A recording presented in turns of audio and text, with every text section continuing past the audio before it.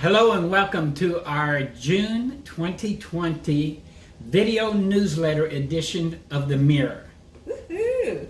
Yes. It's already June, do you believe that? Yes. I'm Thomas Keller, author of The Mirror, and this is... I'm Sandra Jones Keller, and I'm an intuitive pregnancy coach and spiritual energy healer. Excellent. In this newsletter, we're going to cover three areas today. We're going to open up by giving you some value and some tricks and tips that you can use immediately to increase your joy, peace, and success. The second part, I'm going to tell a story about how I used the mirror during the pandemic and how it gave me great freedom and freedom from stress and peace as well. Sounds good. And then for the final thing, I'm going to answer a question about people who have read the mirror and sent in the most common question. The answer to that. Woohoo! So behold and make sure that's it for now. All right, Sandra Jones Keller, let's open by talking about raising our vibration. First off, what is it and what is it? So, raising your vibration, it's actually a very scientific thing, but we're not going to go into frequency and vibration. But vibration is simply, say you are walking into a party, you're in a good mood, you're excited, and then you walk over and stand next to someone, and all of a sudden you just feel yourself shrinking, or you feel like this energy pressing in on you. That would be a low vibration. So high vibration, happy, peaceful, joyful. Right. Low vibration, it's like, I have to get away from this person as quickly as possible. Everybody knows they're also known as energy vampires. Yeah. And you don't have to be a vampire necessarily, but it's just about keeping your frequency high, and we'll talk about why that's important as we go along. And they're also known as energy vampires. Okay, you can be attached to that, that's fine. Okay, why raise your vibration? Why keep your vibration high? Because at a higher vibration, you'll have more peace, more relaxation, more joy, more energy. Health. And better health. Really, you can't be sick and low and be healthy. Right. Depressed. Right. Can't be depressed and anxious and then be healthy and vibrant. So what's happening to our vibration as a culture, as a race right now?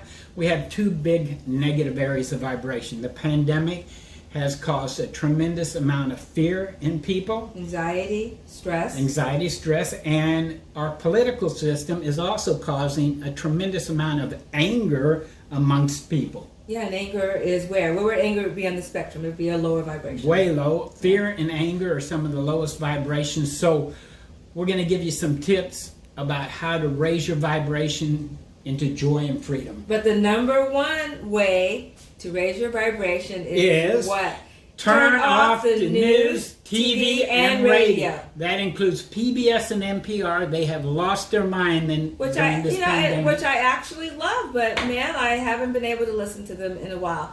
And stay off of Facebook. My clients will be doing fine, and then they get on Facebook or social media, and then they get all riled up and all upset. And I say, well, stay off of Facebook. It can be addicting. If you've got to keep up with the news, watch it for 10 minutes, half an hour a day. After that, they're just repeating and just terrorizing you, and that energy is making you susceptible to the very sickness that you want to avoid.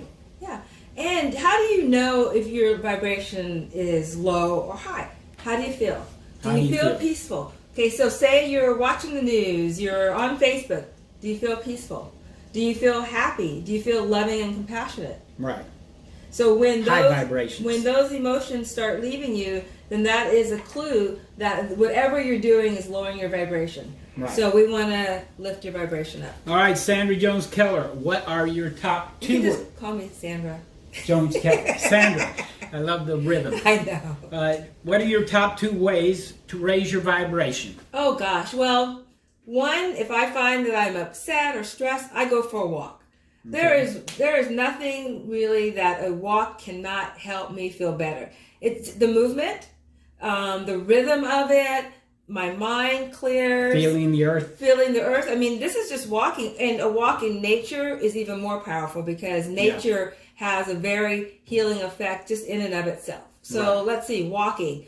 laughter. Laughter is the fastest way to raise your vibration. Yes, absolutely. Any particular way you find laughter besides me? Well, you're good for usually one really good belly laugh a day, so that's pretty good. And then maybe my daughter's actually kind of funny too, or watch a sitcom, or listen to something that I think is funny, or watch a movie. And I'm a big fan of laughter too. I love stand-up comedy, and I'll go on YouTube and search out comedians I have never heard before. And the key to raising your vibration through walking or laughter is the word inspiring, inspiration. Does this comedy inspire me? Does it lift me up? Or is it just angry, venting comedy? There's a big difference, and one will raise your vibration, the other will lower it. So talk about music. I know that's one of your favorite ways to raise your vibration. Say something about music. I've grown up with music. I played music from 15 through 30 years old, and I love listening and playing music. So music will raise your vibration. Classical in particular is known to raise your vibration, but you love? I love smooth jazz, which is also known as elevator music for some people, but to me, it's like when I put on my Kenny G, it's like, I love it. So smooth jazz for me is maybe the same effect as classical for you. Well, you said something very interesting the other day. Not all classical music is necessarily. There are some modern composers, typically in the modern age, who have taken classical music to mean extremely complex and harmonies that clash with each other. So when I'm done listening to them, I don't feel good, and it's not inspiring. Yeah. So it doesn't matter if it's smooth jazz or classical or rock and roll. Notice if you're feeling inspired or not, going up in vibration or down. Yeah, awesome. And you like art too. I love art, and so immersing myself in the beauty of art, online galleries, whatever artist you love, that's another way to really raise your vibration. And you also create art. So, you get into like a whole Zen mode when you create. I do. So, just something that's inspiring to you. I like to write. I write. I do create some art, but it's, nothing that I would put in a museum. It's kind of hidden in the bathroom somewhere. Yeah. But it makes me feel good. So that's the key. So what are your favorite ways to raise your vibration? We want to know, so make sure you go to the YouTube comment section for this video and let us know. Section 2. Let's see. So I understand that you have a great story about using the mirror during the pandemic. Yes. And I think you're like edging to share that with us. Yes, I am. Okay. So tell us about how you use the mirror. It was right during the middle of the pandemic. I had lots of time, and I noticed that I was becoming a little disgruntled in my mind. I wasn't just, forget the fear of the pandemic, I was just uncomfortable in myself. And what happened was our local government opened the beaches here, and so I love the beach. That's one of the main reasons we moved here. And I went out and spent the day at the beach and had a great time.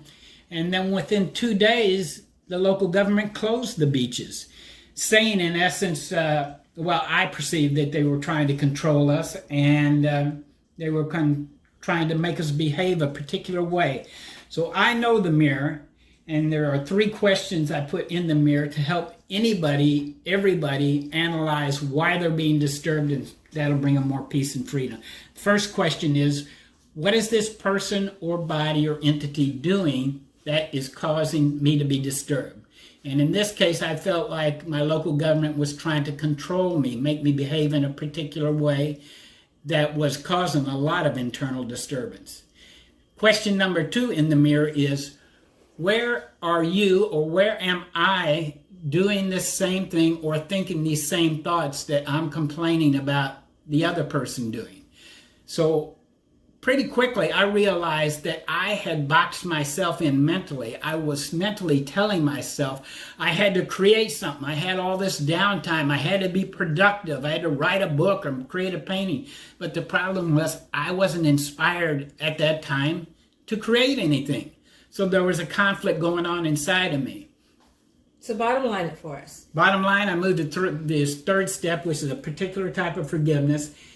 I didn't even have to go to that. The moment I recognized that I was the one trying to control myself, trying to make myself create something, I let all of those thoughts go, and I just had peace and comfort and a feeling of freedom within myself. That's the bottom line. I've freed up my own mind, and I trap myself. Okay, so the bottom line again Go ahead. is you were disturbed because you saw something which you thought was outside of yourself, which was the government trying to control by the beaches and making us Right. do things.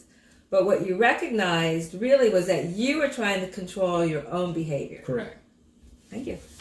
Cool. Well, Section let's go. 3. I can't read this. What is this? Let's see the so. Okay, so in the mirror, what is the most common question that people want to know? The most common question that people want to know is, am I doing it wrong? So that says to me they're not getting the results they want yet. And I'm going to give you 3 tips to know that you're getting it right. So you have Okay. a contrast in it. Okay. The first one is the aha moment.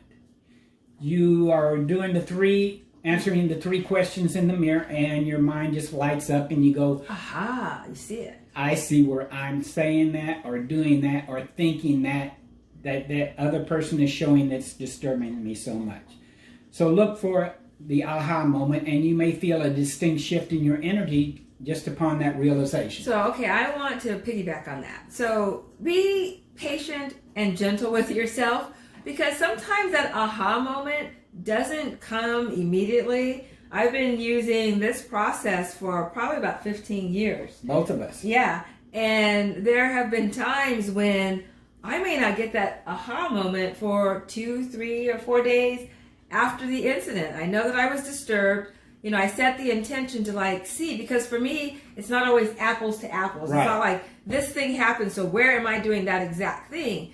But it could be apples to oranges, but that aha moment is like, oh, that's what that thing was Right. in me that I'm doing. It's like, oh yeah, You I get see it. it. I get it. Yeah, and it's very powerful when you get it. Yep. Number 2, you have what I call an OS moment. An OS moment is, oh shit, I see where I've been doing that or thinking that way. It's ugly, but I see it now. I can't deny it.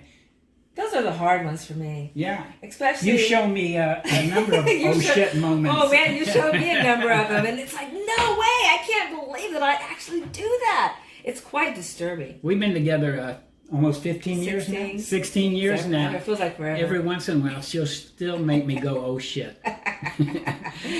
Trust me, hun, you do the same for me. Yeah, thank you. Okay, and the third way you know you're doing it right is when you can begin to laugh at yourself. That laughter, instead of getting mad, laughing at yourself shows that you've moved into it. You can now do the forgiveness idea as I describe in my book, The Mirror. Yeah, you always want to try to make me laugh before I'm ready to laugh.